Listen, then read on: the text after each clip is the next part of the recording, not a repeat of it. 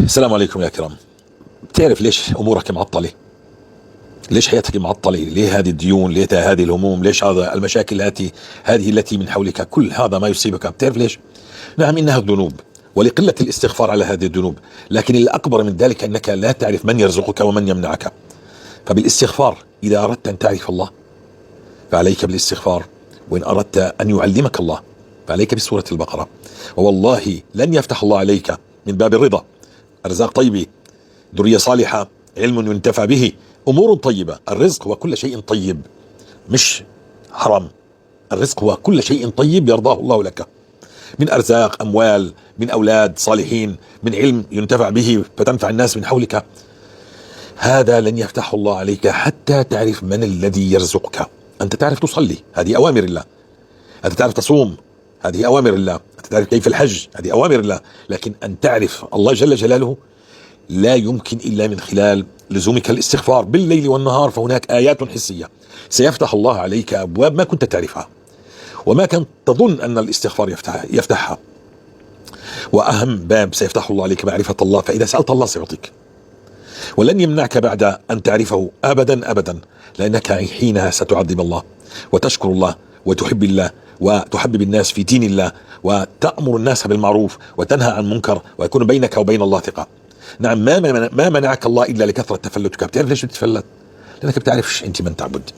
لما تصير تعرف من تعبد من خلال الاستغفار. الاستغفار يا جماعة فيه آيات حسية. كل باب أغلق سيفتح الله عليك بالاستغفار. كل باب، إن كان زواج، كان عمار، إن كان ديون، إن كان هموم، إن كان علم، إن كان تطور، إن كان تكنولوجيا، إن كان ذل، إن كان هوى، كل باب عطلته الذنوب. وسبب هذه الذنوب أنك لا تعرف الله. فبالاستغفار سيعيد الله هذه الأرزاق إلى مساربها. نعم، الله كتب لك رزقك لكن عطلته الذنوب. وفأكبر الذنب إنك لا تعرف من الذي يرزقك، فتلجأ إلى فلان وتشرك تشرك بالله فلان وعلان.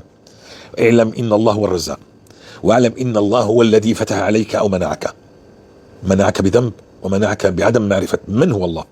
بكثرة لزومك الاستغفار بالليل والنهار ستعرف الله، وستعرف كم هو هذا الاستغفار هين سهل. لا تسمع للمنظرين الذين لا يملكون حقيقة الاستغفار. يصعب عليك الاستغفار وهو يسير جدا يسير. كلمة رددها، لا تتفكر فيها ولا تستحضر عليها ذنب ولا قلب ولا أي شيء، فقط رددها. لكن توب من الذنوب. وإذا سألت فتوجه إلى الله واسأل الله. واعلم أن الأمة لو اجتمعوا على أن ينفعوك بشيء فلن ينفعوك إلا بشيء قد أصلا كتبه الله لك، ولن يضروك إلا بشيء قد كتبه الله عليك.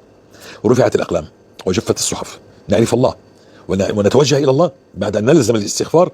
سنعرف أن أمرنا كله بيد الله، ولن أسأل مع الله أحد، ولن يحرمني أي شخص أو إنسان على وجه الأرض رزقي الذي كتبه الله وأنا في بطن أمي. لكن بسبب عدم معرفتي بالله وكثرة ذنوبي حرمت الرزق. يلا نتوب إلى الله من هذه الذنوب، لأن